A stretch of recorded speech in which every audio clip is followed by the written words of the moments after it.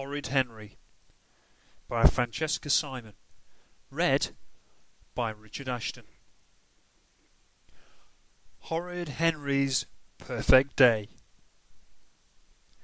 Henry was horrid. Everyone said so, even his mother.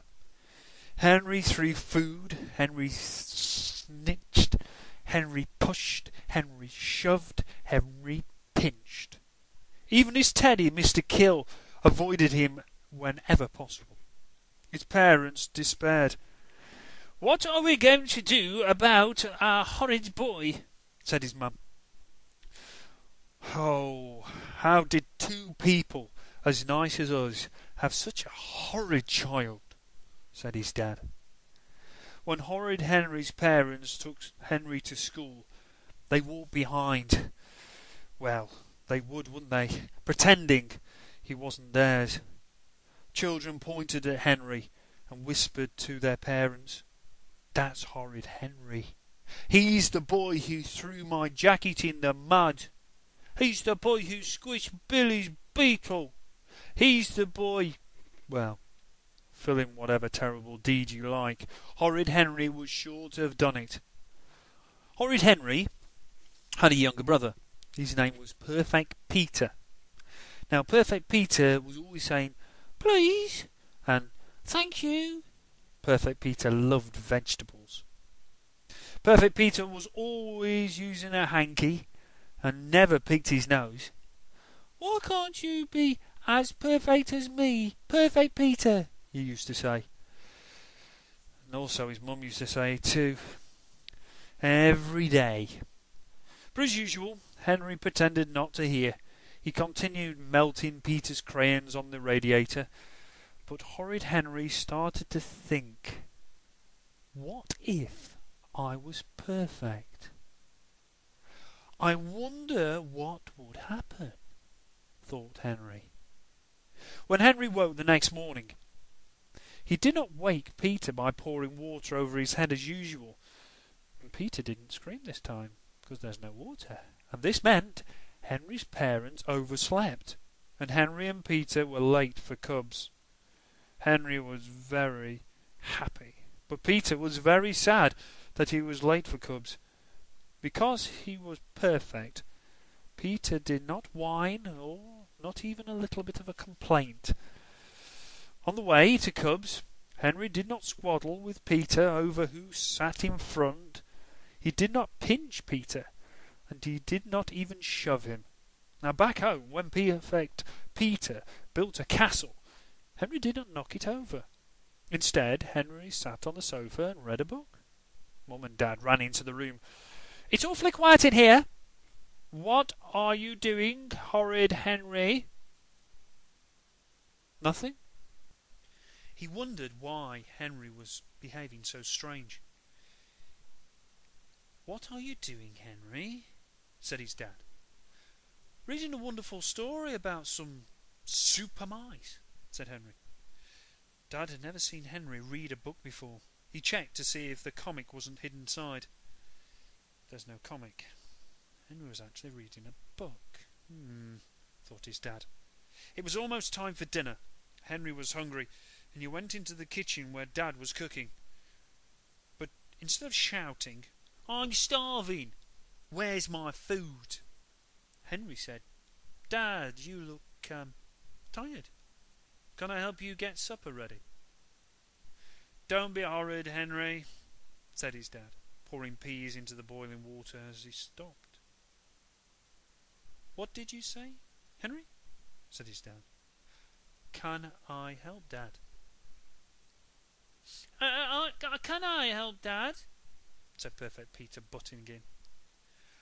"I asked first if I could help." "Well, I asked if he needed help," said Henry. "Well, I asked first." "Henry will only make a mess," said Peter. "Peter, would you peel the carrots while I sit down for the moment?" said his dad. "Of course," said Perfect Peter. Peter washed his spotless hands. Peter put on his spotless apron. Peter rolled up his spotless sleeves. Peter waved at Henry snatching the potato peeler, but Henry laid the table instead. Mum came into the kitchen. "Ooh, that smells good.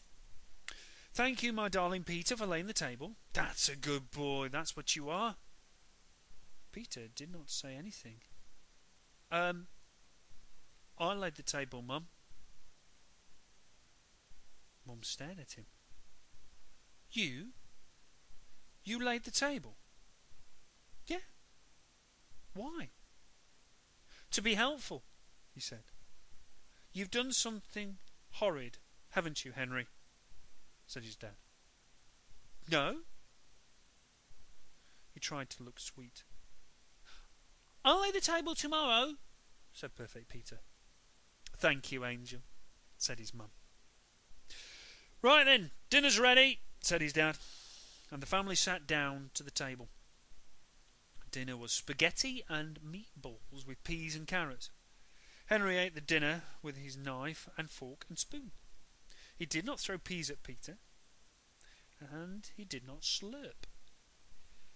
He did not chew with his mouth open, and he did not slouch. "Sit properly, Henry," said his dad.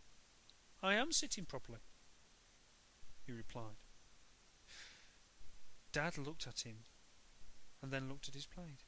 He looked surprised. "So you are? Perfect Peter could not eat. Why wasn't Henry throwing peas at him? Henry just looked at him. Peter's hands reached slowly for a pea. When no one was looking, he was going to flick the pea at Henry.